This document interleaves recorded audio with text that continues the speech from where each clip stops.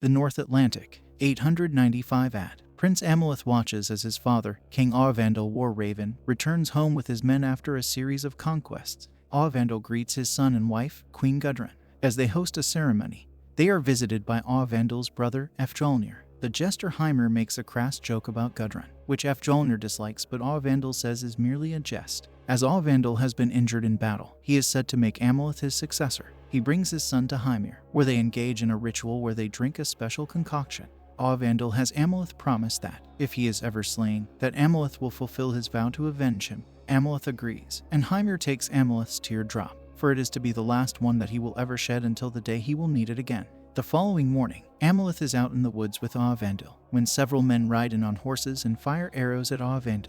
Although he attempts to fight them off, the men overwhelm him and stab him with their swords until he is on his knees. Leading the men is Efjolnir, who is attempting to usurp his brother. Avenge warns Efjolnir that while he may have killed him today, his reign over the kingdom will be brief. Efjolnir beheads Avenge and orders his men to find and kill Amleth. The boy runs and hides, nearly caught by Efjolnir's soldier Finner, but Amleth cuts off his nose and flees. As he runs back into his village, he finds Efjolnir's men pillaging and murdering the citizens, and Efjolnir is carrying Gudrun out as she kicks and screams. Amleth runs to the ocean where he takes a boat and sails away, repeating a vow to himself, "I will avenge you, father. I will save you, mother. I will kill you, Efjolnir." The land of the Ruse. Years later, Amleth is part of a group of Vikings and grows up to be a berserker after a ritual of their own.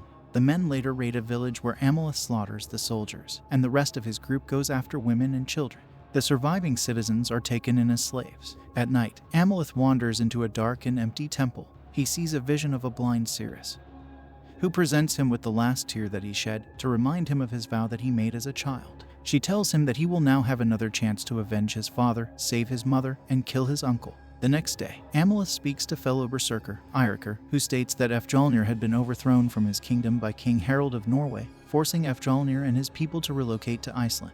Amleth then sees a raven, taking it as a sign from his father to carry out his mission of revenge. Amleth brands himself with the mark of a slave and swims to a slave boat with other Ruse people. There, he meets a young Slavic woman named Olga, who claims to have the power to corrupt the minds of men. As he sleeps next to her, Amleth sees visions of Avenge, Gudrun, Heimer, a special sword, and Olga herself. Iceland. The boat appears to have capsized during a storm, killing some slaves while the survivors swim to land. They are taken by Efjolnir's men and brought to his farm, where he has taken Gudrun as his wife and fathered a son with her, Gunnar, in addition to Efjolnir's eldest son Thorir. Efjolnir takes note of Amleth, not recognizing him but noting his size and strength. He also takes a special interest in Olga. Later that night, Amleth sneaks out of his tent and attempts to go after Efjolnir. He sees an animal and follows it into another tent where he meets a he-witch. He is holding the head of Heimer, whom Efjolnir had murdered after cutting out his tongue, eyes, and ears. The he-witch manages to create a communication between Amleth and Heimer, where Heimer tells Amleth about the mighty sword Draugr, which Amleth will use to carry out his revenge. Amleth comes upon Draugr's location,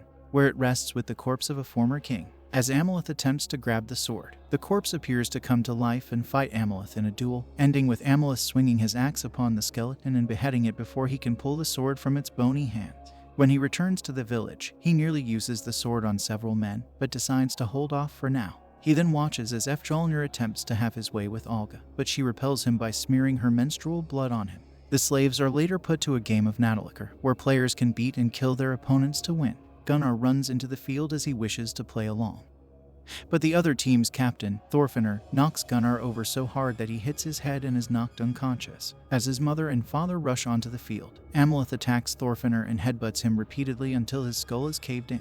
Amleth is thanked by Efjolnir and Thorir after Gunnar regains consciousness, and Amleth is granted a higher position among the slaves. The slaves later gather for a party in the woods where they have sex with each other, and where Amleth consummates his relationship with Olga. After they finish making love, they make vows to bring down Efjolnir. Over the next few nights, Amleth takes Draugr and slaughters some of Efjolnir's men, including Thorir's friends. He hangs their corpses outside for Thorir to find, where he yells in despair over the loss of his friends and vows to find the man responsible. That same evening, Amleth kills two people about to engage in a sacrificial ritual with a slave woman. He hangs their disemboweled corpses for Efjolnir and his men to find. Meanwhile, Olga aids Amleth by slipping some of Efjalnir's men hallucinogenic mushrooms that drive them insane and cause some of them to kill themselves. In another instance, Amleth gets wolves to howl, riling up Efjalnir's dog to attack him and prompt him to stab the dog to death. Amleth later goes to Gudrun's room where he reveals himself to her. She is stunned to see him, but not out of relief for her son being alive, although he tells her he is there to free her. Gudrun reveals that she is not Efjalnir's prisoner, but that she genuinely loved him and agreed to marry him. It was she who asked Efjalnir to kill Avenge, as he had taken her as a slave and raped her, which is how Amleth was conceived. She had also asked Efjalnir to kill Amleth as well. Gudrun makes an attempt to seduce Amleth, but he pulls back, enraged by this revelation. He impales Thorir in his sleep and cuts out his heart. Efjalnir weeps over his son's body and begins to accuse the slaves of being guilty of Thorir's murder. He begins to kill some of the slaves. But when he gets to Olga, Amleth steps out with a bag that he claims contains Thorir's heart and will give it to him in exchange for Olga's life. After fighting off some of the men, Amleth becomes overwhelmed. Efjalnir takes the bag, but Amleth says it is the heart of the dog he killed. Amleth is taken prisoner and is brutally beaten so that he may give up the location of Thorir's heart. When Efjalnir and his men have their backs turned, a pack of ravens, apparently sent by Odin, come to free Amleth.